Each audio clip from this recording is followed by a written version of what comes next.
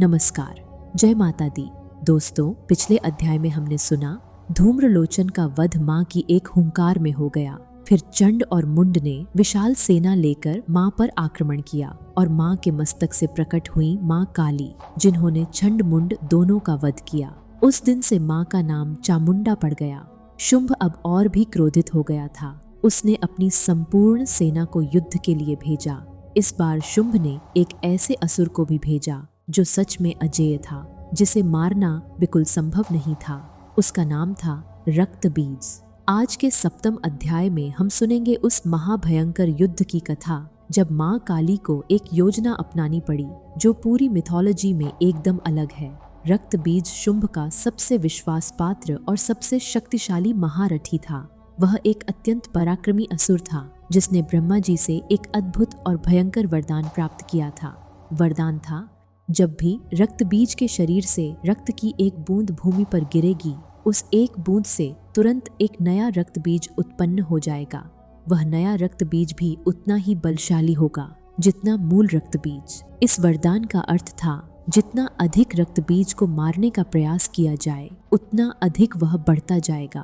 तलवार से काटो, रक्त गिरेगा, नए रक्तबीज बनेंगे। बाण मारो, रक्त गिरेगा, नए रक्तबीज बनेंगे। जितनी तेज लड़ाई, उतने अधिक रक्तबीज। यही कारण था कि रक्तबीज को अजेय माना जाता था। कोई भी उसे नहीं मार सकता था, क्योंकि मारने की कोशिश ही उसे बढ़ाती थी। शुंभ ने रक्तबीज को अपनी विशाल सेना के साथ युद्ध भूमि में भेजा। रक्तबीज अत्यंत गर्व और अहंकार के साथ युद्ध भूमि में उतरा। माँ अंबिका के साथ अन्य देवियाओं थीं जो माँ की शक्ति से प्रकट हुई थीं। उनमें थीं माँ ब्रह्माणी, माँ माहेश्वरी, माँ कौमारी, माँ वैष्णवी, माँ वाराही, माँ नारसिंही और माँ ऐन्द्री। इन सभी सप्त मातृकाओं ने रक्तबीज पर आक्रमण किया। माँ ऐन्द्री ने अपना वज्र चलाया। रक्तबीज को चोट लगी और उसके शरीर से रक्त की बूंदें भूमि पर गिरीं और उसी क्षण एक के बाद एक उन बूंदों से नए रक्त बीज उत्पन्न होने लगे। माँ वैष्णवी ने सुदर्शन चक्र चलाया। रक्त बीज कटा और अधिक रक्त गिरा और अधिक रक्त बीज बन गए। माँ ब्रह्माणी ने ब्रह्मास्त्र चलाया। फिर वही हुआ, रक्त गिरा और नए रक्त बीज उत्पन्न हो गए। देखते देखते युद्ध भूमि में हजारों रक्त बीज भर गए। हर ओर रक्त बीज ही रक्त बीज थे। सभी उतने ही बलशाली, सभी उतने ही भयंकर। जितना लड़ा जाता, उतने अधिक रक्त बीज बनते जाते। देवता और सप्त मातृकाएं परेशान हो गईं। जितना प्रयास करें, स्थिति उतनी बिगड़ती जाए। यह युद्ध जीतना असंभव लग रहा था। सप्त मातृकाएं माँ अंबिका के पास गईं। उन्होंने माँ को सारी स्थिति बताई। उन्होंने कहा, हे माँ, रक्तबीज अजेय है। हम जितना उसे मारने की कोशिश करते हैं, उतने नए रक्तबीज बन जाते हैं। अब युद्ध भूमि रक्तबीजों से भरी हुई है। हमें कुछ समझ नहीं आ रहा कि क्या करें। माँ अंबिका ने माँ काली से कहा, रक्तबीज का रक्त भूमि पर नहीं गिरना चाहिए। जब भी रक्त गिरने वाला हो, तुम उसे अपने मुख में ले लो। रक्त भूमि पर गिरने से पहले ही समाप्त हो जाए, तभी रक्तबीज का वध संभव है।